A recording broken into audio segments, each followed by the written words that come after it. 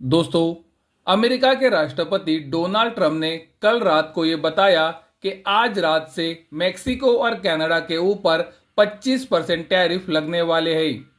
उन्होंने कल रात को ये बताया था कि 4 मार्च 2025 से मेक्सिको और कनाडा के ऊपर 25% टैरिफ लग जाएंगे।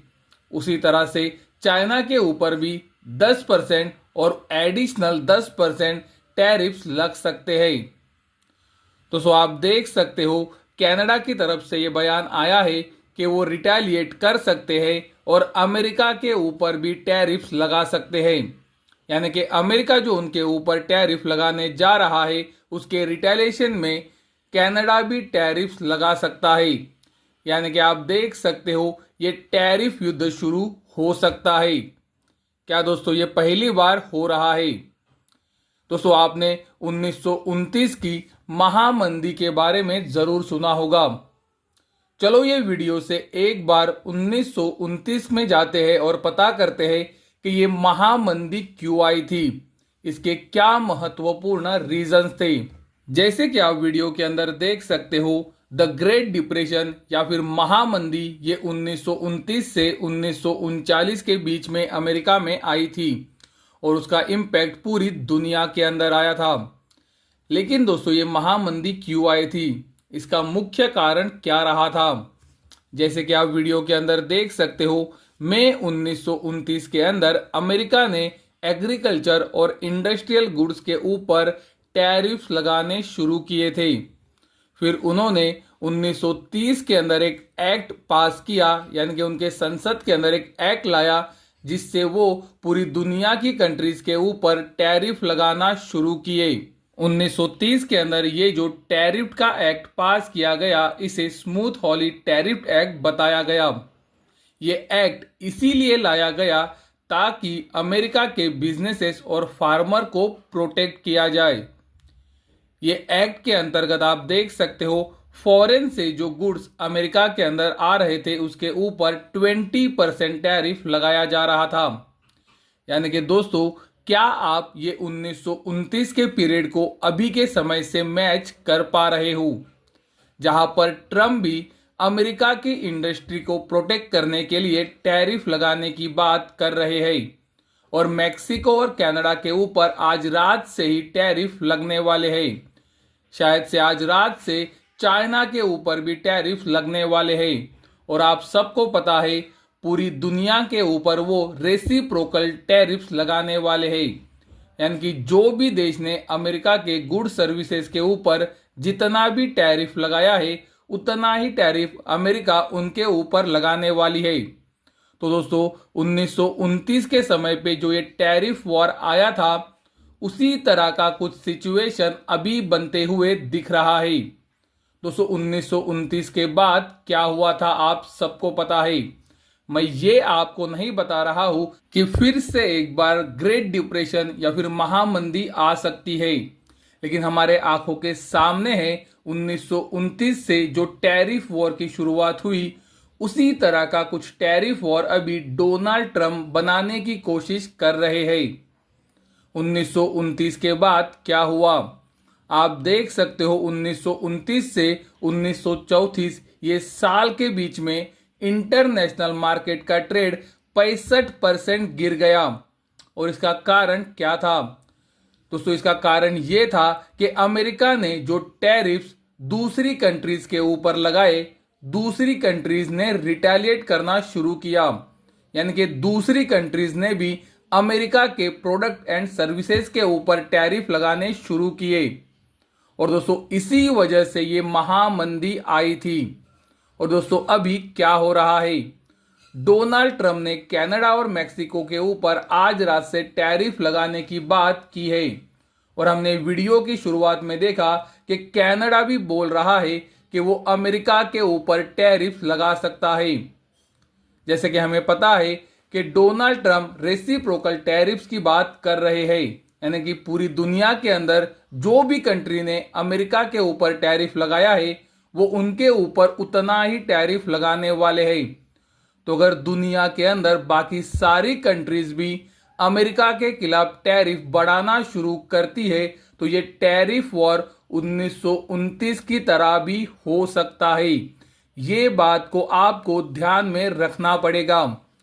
दोस्तों 1929 के ये टैरिफ वॉर की वजह से हमने आपको दिखाया है कि 1929 से 1934 के बीच में इंटरनेशनल ट्रेड 65% गिर गया था और महामंदी आई थी।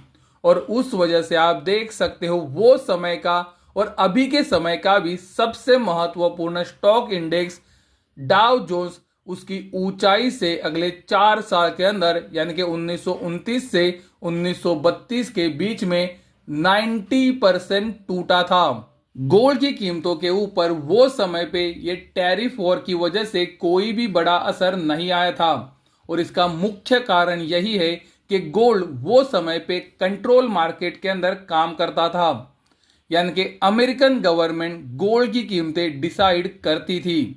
आप वीडियो के अंदर देख सकते हो 1932 तक गोल्ड की कीमतें $20 के पास फिक्स की गई थी। 1933 के बाद गोल्ड की कीमतों को $35 तक रीवैल्यू किया गया, जो 1970 तक बना रहा। और 1970 के बाद आप सबको पता है जब गोल्ड स्टैंडर्ड को हटाया गया उसके बाद गोल्ड फ्री मार्केट के अंदर काम करना शुरू किया और उसके बाद से ही गोल्ड के अंदर तेजी बनना शुरू हुई। तो दोस्तों 1929 से 1934 के बीच में जब ये बड़ी गिरावट अमेरिकन स्टॉक मार्केट में आई थी वो समय पे गोल्ड ने कैसे परफॉर्म किया ये बताना मुश्किल है, क्योंकि गोल्ड वो समय पे कंट्रोल मार्केट में काम करता था। अमेरिकन गवर्नमेंट गोल्ड की कीमतें डिसाइड करती थी। लेकिन दोस्तों अगर स्टॉक मार्केट के अंदर एक बड़ा क्रैश आता है तो गोल्ड की कीमतें भी उसके साथ गिर सकती है। यह हमें पिछले कुछ सालों की हिस्ट्री बताती है। जैसे कि आप वीडियो के अंदर देख सकते हो 2008 का जो फाइनेंशियल क्राइसिस आया था वो समय पे गोल्ड की कीमतें ऊंचाई से 35% टूटी थी। उसी तरह से 2018 की शुरुआत में जब अमेरिका के स्टॉक मार्केट में गिरावट आई थी तो गोल्ड की कीमतों में भी 15% की गिरावट आई थी। 2020 का क्रैश आप सबको पता है, जब स्टॉक मार्केट में एक बड़ा क्रैश आया था गोल्ड की कीमतें भी 15% नीचे आई थी। उसी तरह से 2022 के अंदर भी आप देख सकते हो जब अमेरिकन स्टॉक मार्केट के अंदर एक बड़ी गिरावट आई थी गोल्ड की कीमतें भी 20% उसके हाई से टूटी थी। यानी कि 2008 के बाद से जैसे कि हमने वीडियो के अंदर देखा जब भी अमेरिकन स्टॉक मार्केट के अंदर एक बड़ी गिरावट आई है गोल्ड की कीमतें भी स्टॉक मार्केट के साथ नीचे आई है।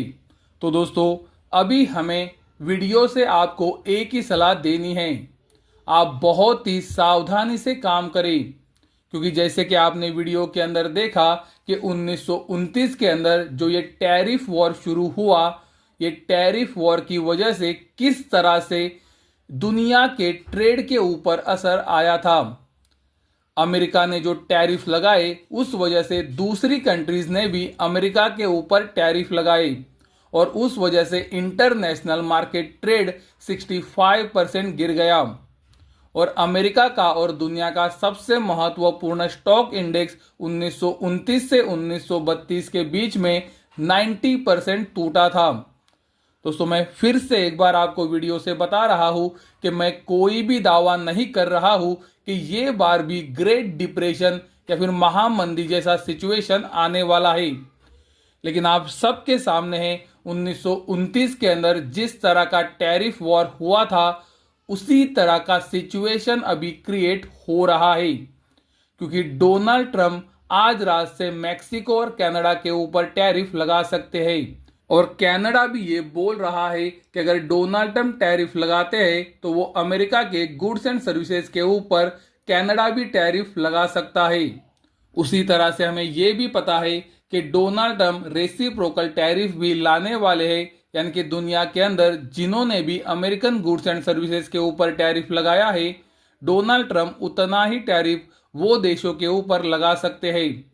अगर दुनिया के अंदर बाकी के देश इसका रिटेलिएशन करते हैं और अमेरिका के ऊपर टैरिफ को बढ़ाते हैं तो ये टैरिफ वॉर इंटरनेशनल ट्रेड के ऊपर एक बड़ा असर ला सकता है, जो हमने 1929 के अंदर भी देखा है। जिसका एक बड़ा नेगेटिव असर स्टॉक मार्केट पे हो सकता है। और हमने ये देखा भी है कि अगर स्टॉक मार्केट गिरता है तो गोल्ड भी उसके साथ नीचे जा सकता है। तो दोस्तों ये एक रिस्क मार्केट के अंदर अभी बढ़ रही है, तो ये रिस्क को कृपया आप ध्यान में रखें।